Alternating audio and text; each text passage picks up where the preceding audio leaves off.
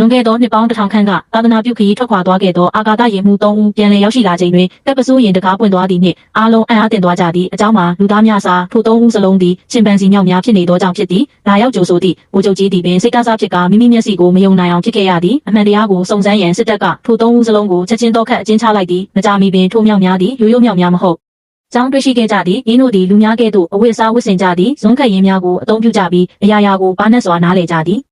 ပြောဝဲချက်ကိုဖော်ထုတ်ရန်သိပ္ပံပညာရှင်2ဦးကိုခေါ်ယူခဲ့သည်ရင်းတို့သည်ဘယ်လာရှိတွင်ခရမ်းရောင်ပြေးကံပုံပါသောအတုံးတစ်ခုကိုထားရှိပြီးအတုံးအလုံးကိုရောနှောလိုက်ကြသည်သို့တော်ဘယ်လာသည်မှန်ကန်သောအတုံးကိုချက်ချင်းရွေးချယ်ခဲ့သည်ထို့နောက်သိပ္ပံပညာရှင်များသည်အတုံးအလုံးကိုကျဲဖြန့်လိုက်ကြတော့လဲဘယ်လာသည်မူလအတိုင်းချက်ချင်းပြန်လည်စီစဉ်လိုက်ပြီးသိပ္ပံပညာရှင်ကိုစိန်ခေါ်သောမျက်လုံးများဖြင့်စိုက်ကြည့်နေခဲ့သည်သိပ္ပံပညာရှင်သည်နောက်ထပ်စမ်းသပ်မှုကိုပုံမခက်ခဲအောင်ပြုလုပ်ခဲ့သည့်အထက်တွင်ငပြောသည့်တစ်ခိုင်ကိုဆွဲချိတ်ထားလိုက်သည်ဘယ်လာသည့်အနားတွင်ရှိသောအတုံးများကိုဆက်ဆက်၍စင်သေးသေးလေးတစ်ခုပြုလုပ်ကာထိုပေါ်တွင်ထိုင်နေခဲ့တော်လဲငပြောသည့်ကိုမူမထိခဲ့ပေထို့နောက်တစ်စက္ကန့်တွင်သူမသည်လူစကားဖြင့်စတင်ပြောဆိုလိုက်တော်သည်ဒါကိုကြားလိုက်ရသောအခါသိပ္ပံပညာရှင်2ဦးစလုံးတုန်လှုပ်သွားကြပြီးအမျိုးသမီးသိပ္ပံပညာရှင်ဆိုလျှင်မိမိလျော့ပင်ဖြစ်သွားခဲ့သည်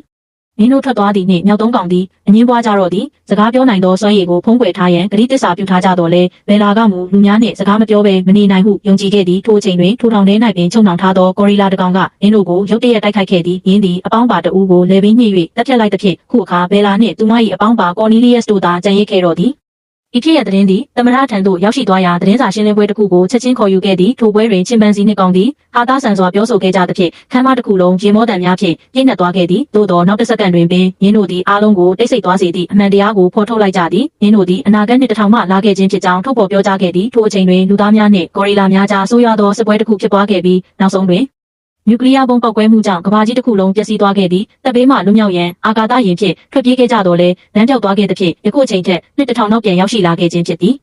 သို့သောကော်နီလီယပ်စ်သည်အဓိကအမှန်တရားတစ်ခုကိုဖုံးကွယ်ထားခဲ့သည်အာကာသယာဉ်မှူးတေလာကိုမသိပါဟုပြောကြားခဲ့တော်လဲအမှန်တရားမှာအခြားစီဖြစ်နေခဲ့သည်ထို့ကြောင့်ဒေါက်တာဟာလန်ကအင်းပေါ်တန်တရားဝင်လာခဲ့သည်မကြာမီပင်စကားပြောနိုင်သောချင်ပန်စီများသည်တစ်ကမ္ဘာလုံးတွင်ရေပန်းစားလူသိများလာခဲ့သည်နင်းတို့ကိုအခန်းကျယ်ကြီးများတွင်ထားရှိပြီးအစီအစဉ်များစွာသို့ဖိတ်ကြားခြင်းခံခဲ့ရသည်သို့သောနောက်ွယ်တွင်မူအန်နီယေကကြီးထွားလာနေခဲ့သည်ဒေါက်တာဟာလန်သည်နင်းတို့အများကြီးဖုံးကွယ်ထားကြောင်းသိချနေခဲ့သည်ထို့ကြောင့်ဘယ်လာကိုအရက်တိုက်ပြီးအမှန်တရားကိုအတင်းအကျပ်ထုတ်ပြောခိုင်းခဲ့သည်ဘယ်လာကအနာဂတ်တွင်မြောက်ဝင်များသည်ကမ္ဘာမြေ၏ပိုင်ရှင်များဖြစ်လာခဲ့ပြီးလူသားများသည်ကျေးကျွန်ကဲ့သို့နေထိုင်ခဲ့ရကြ။အောင်မင်းလိုက်ခံရပြီးတိရစ္ဆာန်များကဲ့သို့ဆက်ဆံခံခဲ့ရကြောင်းထုတ်ဖော်ပြောကြားခဲ့သည်။ဒါကိုကြားလိုက်ရသောအခါဟာလန်သည်လုံးဝတုန်လှုပ်သွားခဲ့သည်။ထိုအတောအတွင်းဘယ်လာနှင့်ပတ်သက်သည့်အခြားတုန်လှုပ်ဖွယ်အချက်တစ်ခုထွက်ပေါ်လာခဲ့သည်။သူမတွင်ကိုယ်ဝင်ရှိနေခြင်းပင်ဖြစ်သည်။သူမသည်အနာဂတ်မျိုးတကယ်ဖြစ်လာမည်ကိုစိုးရိမ်ခဲ့သည်ထို့ကြောင့်ရိုက်ကူးထားသည့်များကိုသမရထံပေးအပ်ပြီးအရေးယူပေးရန်တောင်းဆိုခဲ့သည်။သို့သောသမရကစုံစမ်းစစ်ဆေးရန်ပြပြသားသားညှင်းဆန်ခဲ့သည်ရွေးကောက်ပွဲကာလနီးကပ်နေပြီးအချင်းပန်စီများကြောင့်ပြည်သူများ၏ထောက်ခံမှုသည်သူ့ဘက်သို့ရောက်ရှိနေခဲ့သည်။သို့သောအန်နီယေကဆက်လက်ကြီးထွားနေဆဲဖြစ်သည်